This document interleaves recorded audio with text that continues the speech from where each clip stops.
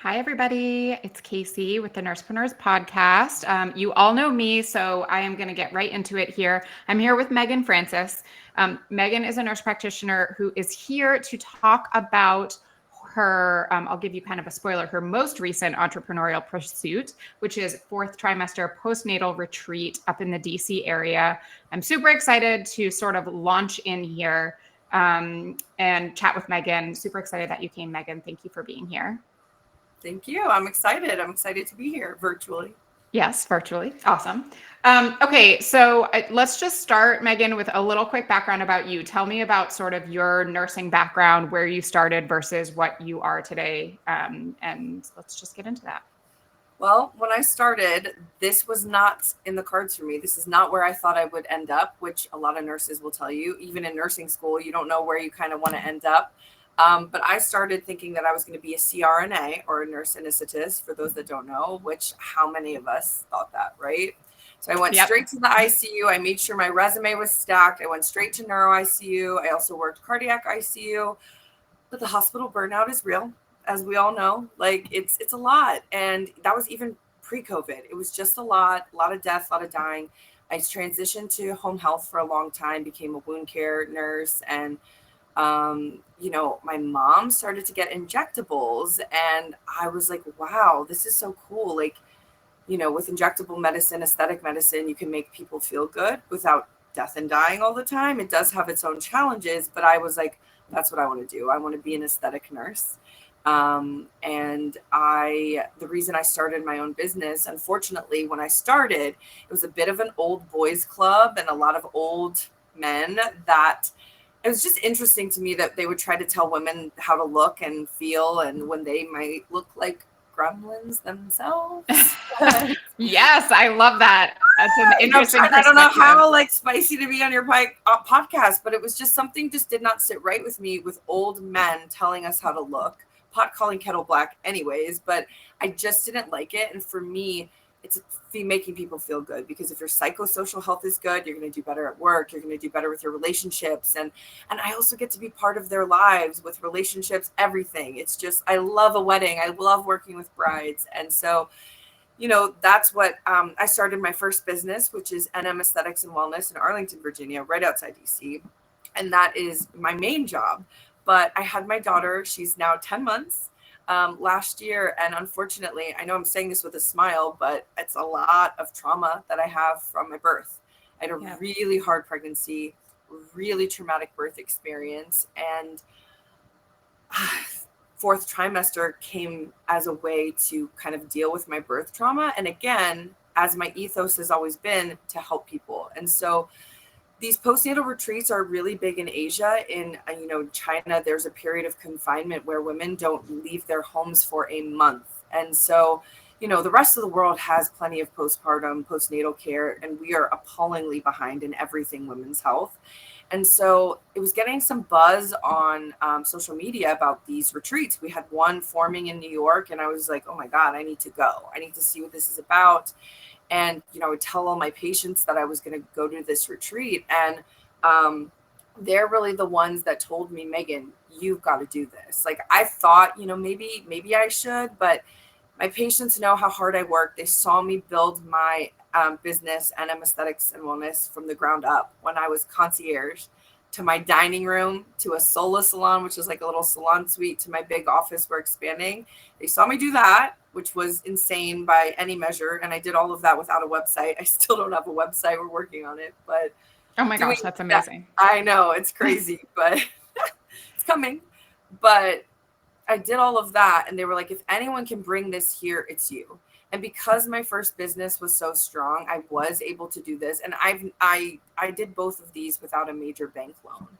I had a small loan from a friend to start NM that I paid back, and fourth trimester, no loans. It's purely from my savings. And, there's a lot of different aspects to fourth trimester. We have the retreat, the physical retreat at the Watergate Hotel in DC, where many of our families are coming straight from birth, from hospital to home. And it's a way that we just kind of get to be that next step for you, because I don't know if you felt this way, but for me, it's like you leave the hospital. I'm a nurse practitioner, but you leave the hospital and you're like, there's no test. I just leave with this baby? And with the hormones, I was recovering from a C-section. It was a lot. And I have resources, right? But what about people that don't have friends that are midwives or don't have friends that are L&D nurses? I have a wound care background that I could fix my incision. I had an abscess. Like, like people don't have that. So, I just want to say this is a conversation that I don't, if the audience doesn't know, my background is as a pediatric nurse practitioner. And what's funny for the audience, or not funny, but coincidental or ironic, whatever the word is that I didn't know when I clicked on Megan's podcast form when it was filled out that this is what we were going to talk about. And when I was looking, I'm like, oh my gosh, speaks to me, because it is so prevalent, right, to have traumatic pregnancy experiences. And I shared the same. I had a very long labor that ended in an emergency C-section, recovering, and then, all these things. And then I was recovering from that, and they, whatever, long story. But point all being, your emotions of not getting the birth that you wanted. Yeah. And then they took my baby away from me because she was having problems. And so that I'm, stuck in a bed with a terrible recovery, and she's, and I am a pediatric nurse practitioner, and I think about this all the time. I cannot imagine that experience as just sort of a quote layman who didn't at least have the experience, the knowledge that I had. 100%. And it's wild. I think about all the time. If we go through that, and as I've been on different news networks and things, sharing my story, all the women, most of them interviewing me, same thing. Mm-hmm. We're led to believe on TV that these births are so easy, and it's not. And unfortunately, more women than not have some sort of traumatic experience around their birth. And those that don't, it's great. I'm so happy and jealous of them. But there's so many more of us that have this struggle. And I know almost a year out, I can sit here and talk about it without crying, but that's a lot of therapy and things going through it, and it still gets me every once in a while. But yeah, you're an NP as well, pediatric NP. If we're struggling, everyone else is struggling. And the resources, postpartum depression. I had postpartum anxiety. Like they say 40% of women have something, but I think it's higher from underreporting. People don't catch the signs. And the whole reason, so we have Fourth Trimester the Retreat, we have home services, we have everything. My goal with this is everything that you need, we have. Lactation, mental health, and not and God bless the pediatricians, but you go to the pediatrician and they give you a piece of paper, are you okay? Who's going to tell you, are you okay? We have actual perimental, postnatal, perimental therapists and trauma therapists available to everyone. And, a little bit of everything. You do have the pampering of massage if you'd like. We have nutritious meals that was made by a nutritionist who's also a lactation consultant and a mother. She's actually pregnant with twins, also already has kids. So, all of fourth trimester, we're all moms. Every single one of us are moms and that are started this. And, Kate, all of us have our own trauma too. Fran, our therapist, almost could have died in her birth. Catie was an IVF C-section situation. She had a horrible time. Like we've all been there. So besides our clinical backgrounds and speech therapy and everything, our own trauma guides how we get it. Right. You can truly say you are empathetic to these problems because you truly all have had some level of experience with that type of trauma. Yeah. And that's incredible because like you said, there is something about shared experience that just really changes the way that you can then deliver care. And, I remember even as a pediatric nurse practitioner, not that you have to, be a parent to take care of children, but there is something different about the way you approach care. Like I remember pre-kids versus post-kids, how I approached certain things in my clinical role. And I approached them differently. You don't, and you don't. And that's just bottom line. That's the human experience, but you approach it differently when you can say you've shared an experience. Well, I tell all my friends that had babies before me, I'm sorry if I wasn't supportive enough. I thought it may, and I don't know if I was or wasn't, but they're like, you don't get it until you get it.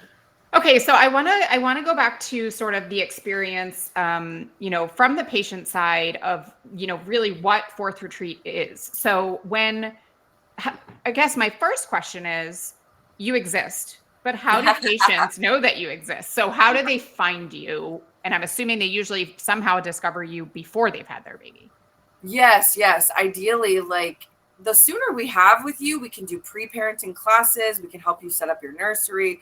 We can help with baby proofing. We do registry planning. There's a lot of stuff we do ahead of time. We have birth doulas, postpartum doulas as well, but we have a lot of stuff that we can do ahead of time to help you before you give birth. Ideally, you do find out about us beforehand. Obviously, when we first started, we didn't have a chance for that, but with a lot of families right now, we're doing a lot of these pre-work, and we do have free monthly classes that we do.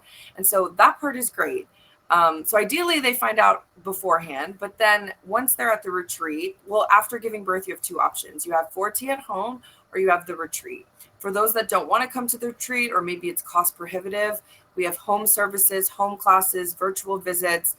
We have everything that we can do at the retreat at your home, but the retreat has the nice benefit of 24-hour care.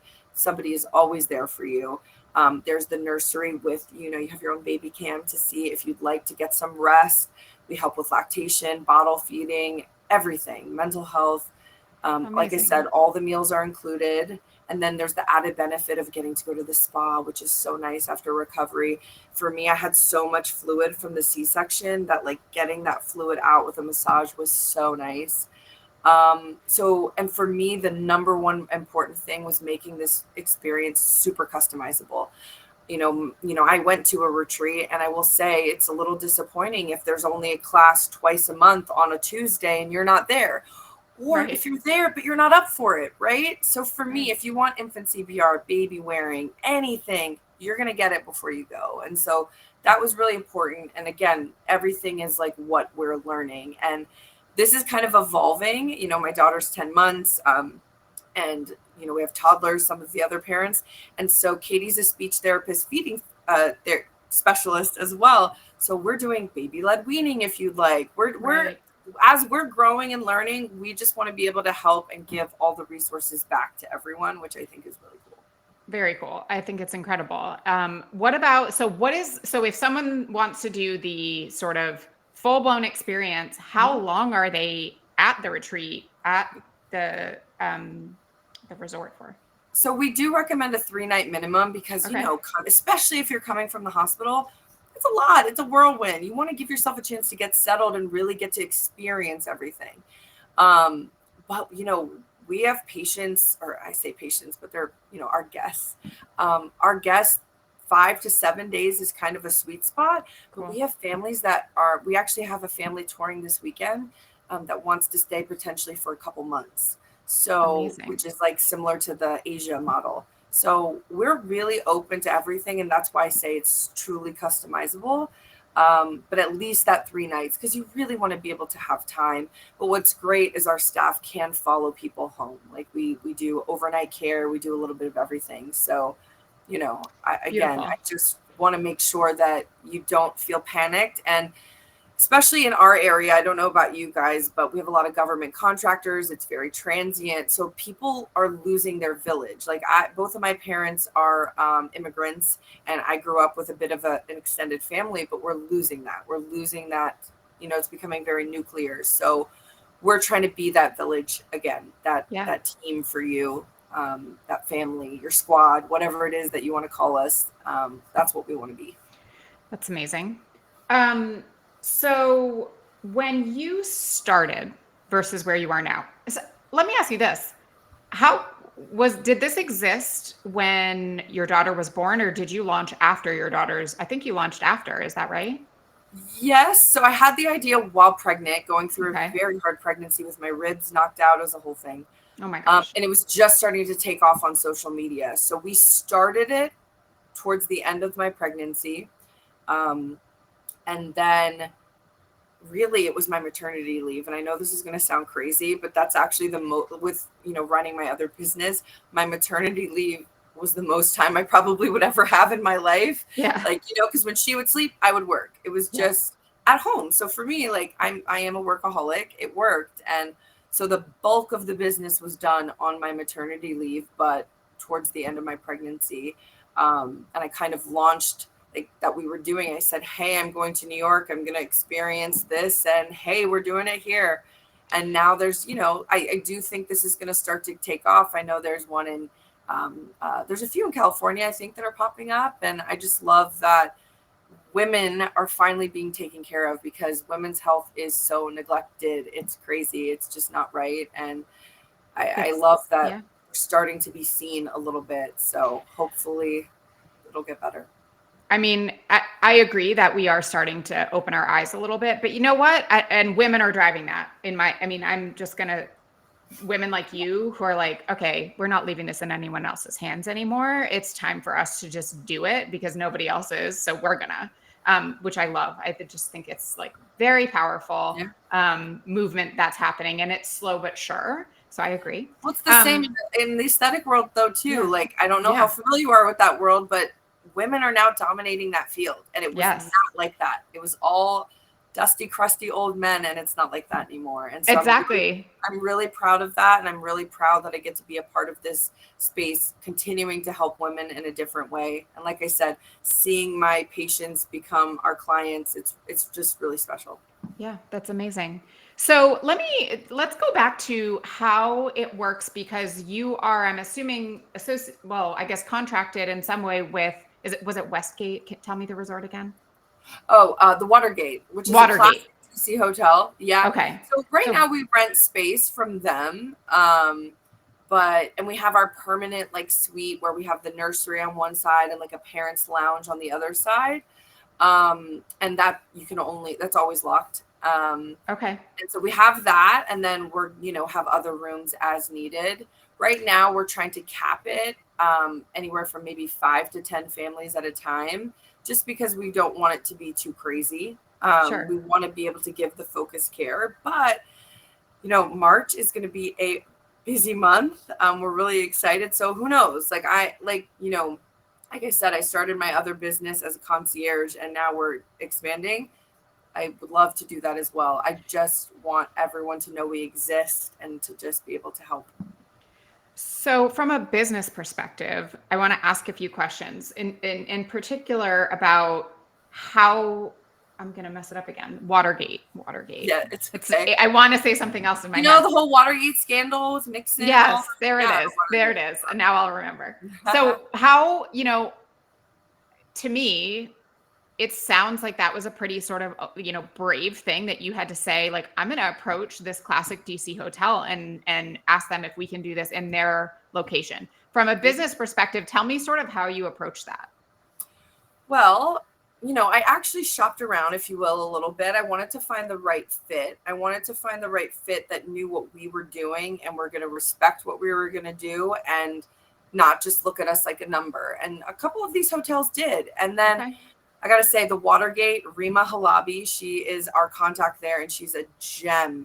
Truly, without her, it just would not be possible to do Fourth Trimester. But the owners are really cool. I believe they have seven children. 7. Wow. So they get it.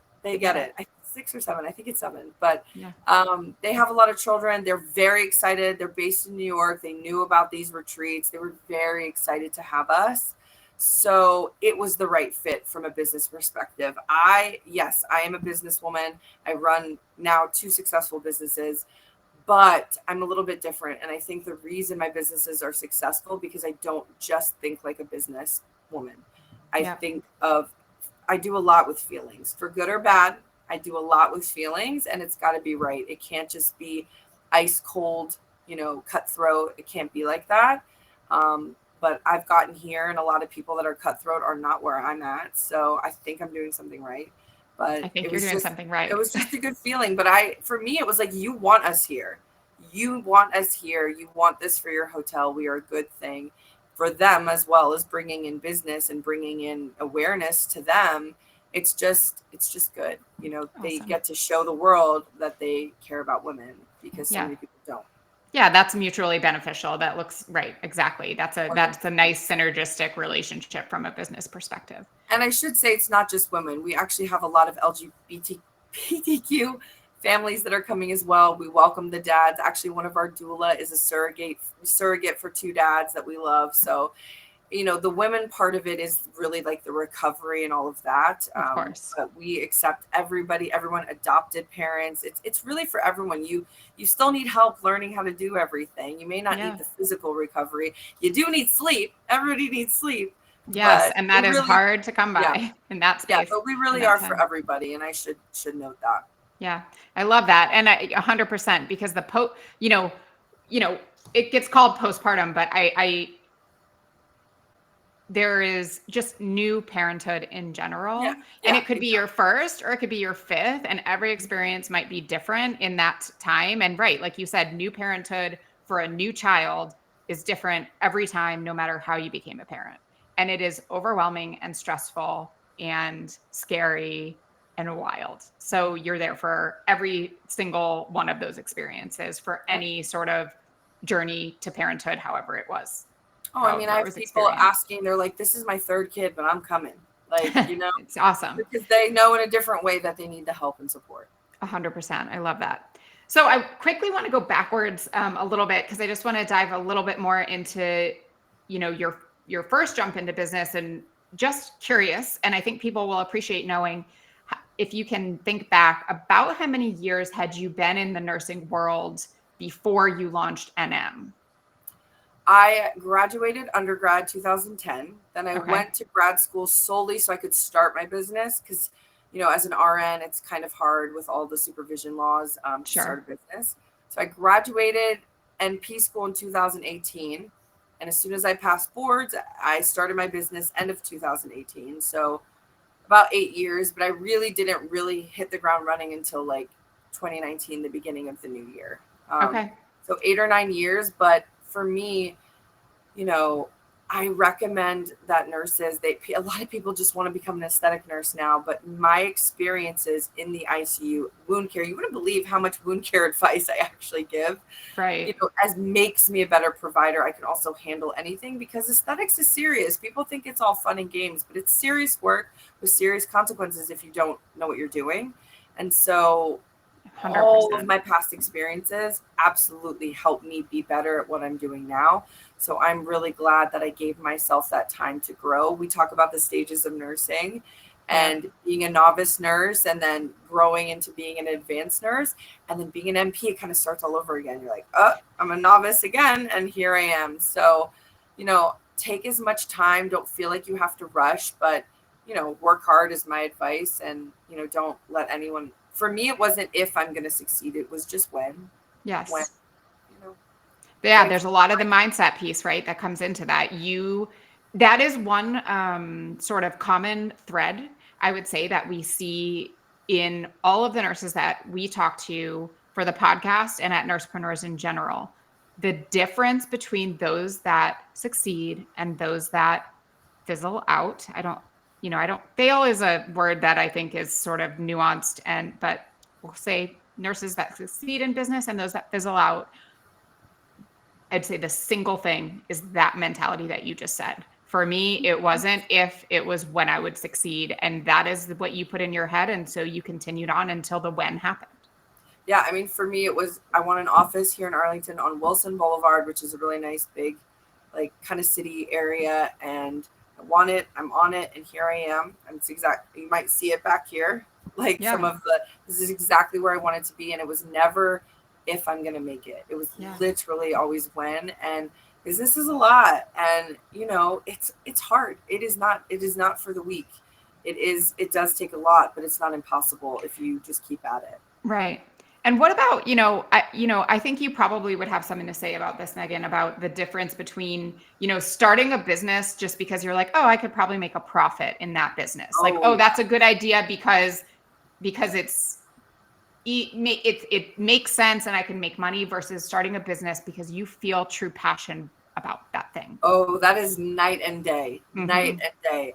My ethos is always to help people both in aesthetics and in the women's space, because I've seen some retreats coming out here and they're not healthcare focused. They're just private equity, or they're owned by just like a politician type person or things like that. They don't care. They're just like, oh, I'm just going to start a business because I think I can make money. Same with aesthetics.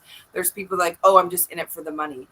I don't know if I should share this, but I followed around a plastic surgeon when I was a student, and he had sales goals in his office. Oh my goodness. Medical practice should not have sales goals. You have people coming to you about things they want to like enhance, or, I never let anyone say fix. There's nothing to fix, but enhance. And you just help them get there and work with their budget. And if their budget is really small, you can do other things to make them feel good about themselves. And I say no. Are you on the West Coast, right?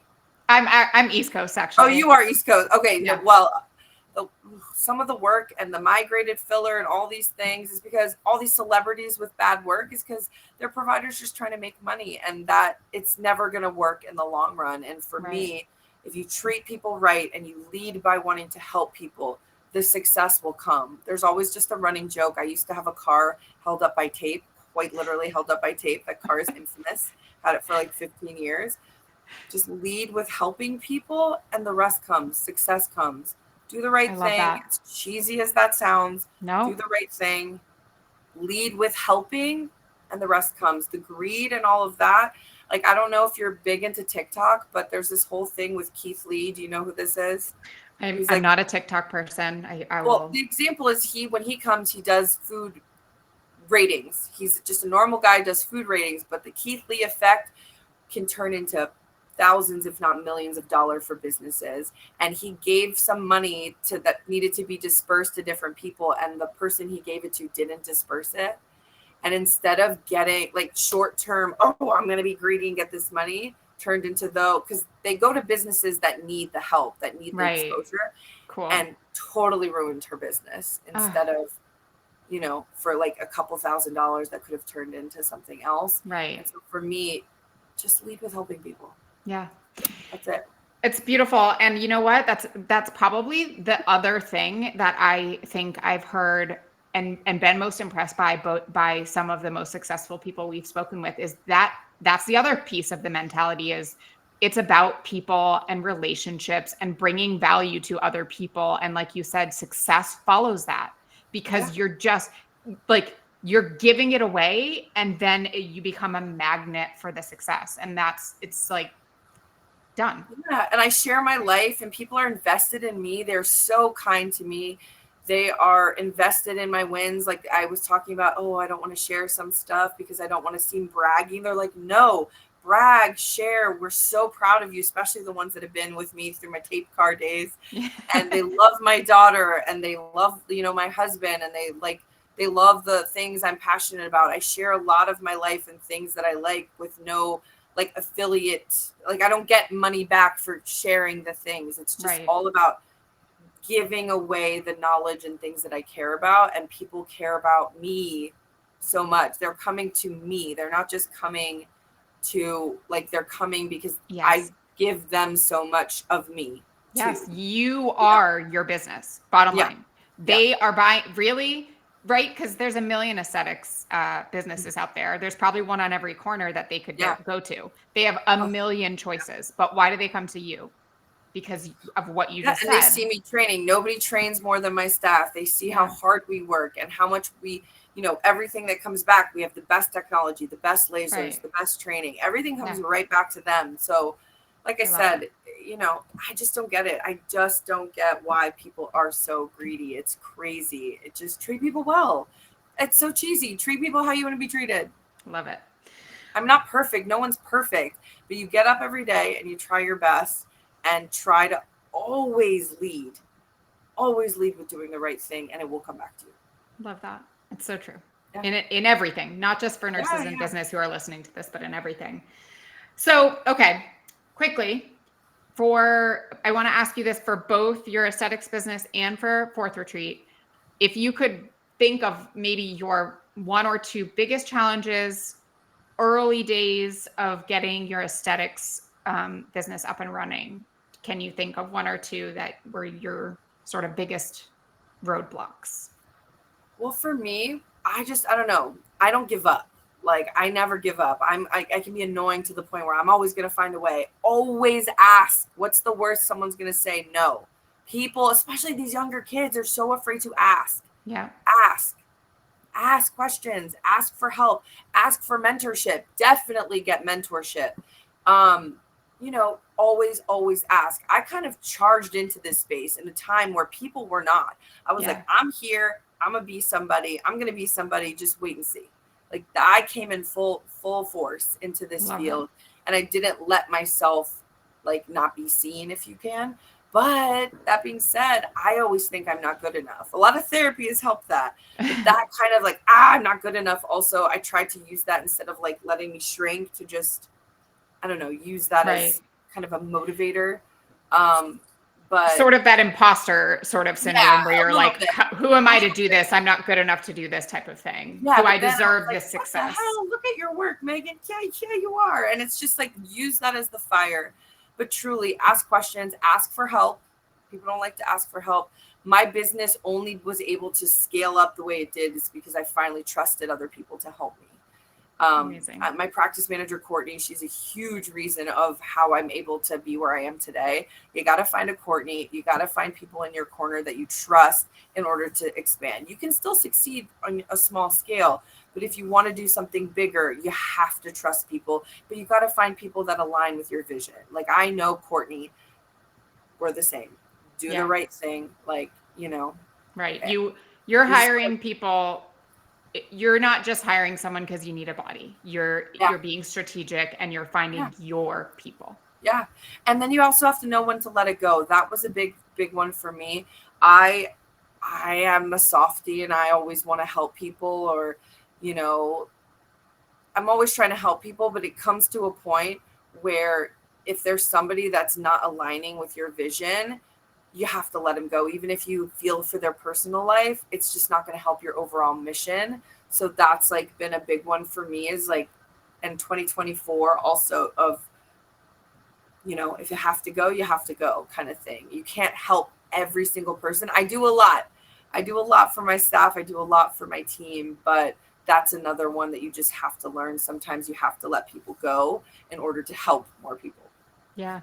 That's a hard one. And I think that was it sounds like you sort of wrapped up a challenge and a piece of advice in there together. But I do think, and I'm sure you've experienced this, as nurses in general who come into business, that's the part that's, we're not ready for. We know that we can deliver a service well, right? Whatever that skill, the skill piece that we have to deliver, the aesthetics piece, or the caring for people, or the educating people, we know we can do that. But the business side of stuff, it's a learning curve. You have to learn how to manage people. You have to learn how to hire and fire, all of those. But also, you don't need a business degree. I personally think we are better. Providers that own businesses are better than these private equity or random people owning businesses, including like in the fourth trimester type of space. Like, you can learn it. Don't be scared. You can do it. Like for me, my husband, I hate math. My husband is now the CFO of both the companies. He handles that. He is, and he's great at it, and he's amazing. But obviously that trust is there. So, find your people if you really don't like something. I mean, clearly I was doing it before I brought him on. But don't be scared because you don't have a business degree. I don't have a business degree, and my business is way more successful than a lot of people with business degrees. So just don't let that make you afraid and give you that imposter syndrome that can happen to all of us, myself included. Right. You can learn that. They can't teach you how to take care of patients. They can't and have that. You nurses, we just have it, right? Especially of all types of healthcare providers, nurses, we just have that caring model built into us. You go to a nurse, you become a nurse because you want to help people, you do. And most people go in wanting to help people. And I just think that you can learn business. That je ne sais quoi of being a nurse can't be taught. 100%. It's so true. And nurses get that imposter syndrome about business, but really, guys, you don't even realize how many skills you have in the business world just by having had your nursing experience, dealing with the politics of the floor and the hospital or your clinic. You know what I mean? I don't miss that. Yeah. So you have so many more business skills than you realize. So it shouldn't be the thing that holds you back. No, you don't need an MBA. Yeah, exactly. That's just a piece of paper. Exactly. All right. So as we're wrapping it up, I want to make sure that anyone listening knows how to find you, Megan, and particularly in both your businesses. If you're in the DC area, Megan sounds like she is your girl. So how do they find you? Where do they go? Socials, websites? Yeah. And I'm really, really proud of my team, really diverse team. You know, my providers at NM, almost all of us are kids of immigrants. Like I really, really love and so proud of my team, and they've all been trained by me. So, you know, and in the fourth trimester space, those are people that take care of my daughters. So these are all vetted people. Our website is nmaesthetics.com or fourthretreat.com. Socials are always great. My social is at Nurse Megan Aesthetics, at Nurse Megan _aesthetics, NM_aesthetics and wellness. And then, oh my God, wait, now I have to look. What's the That's okay.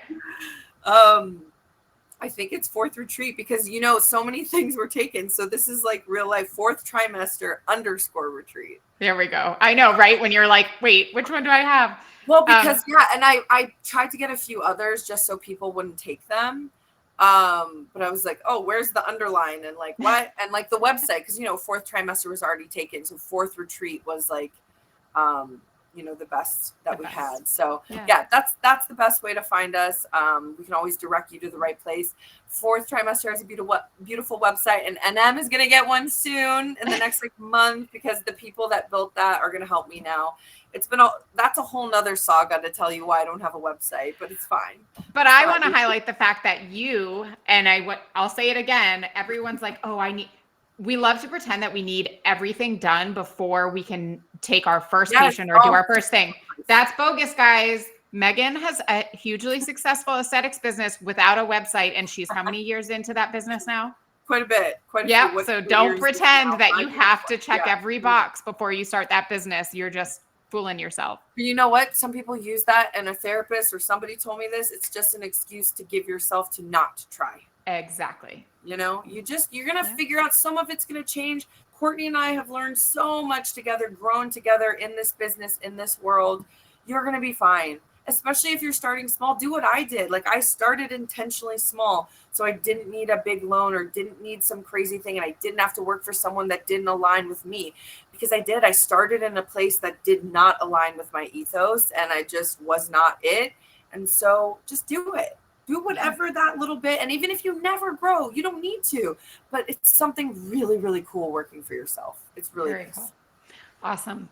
All right. Well, anyone listening, I will also put I believe in our show notes at the bottom of the episode when this airs, you will have all of the information to contact Megan. Megan, this was amazing. You are inspiring, and I love what you're doing. And if I lived in DC, I would be your next client. Well, you have to come down and visit. I would love to. All right.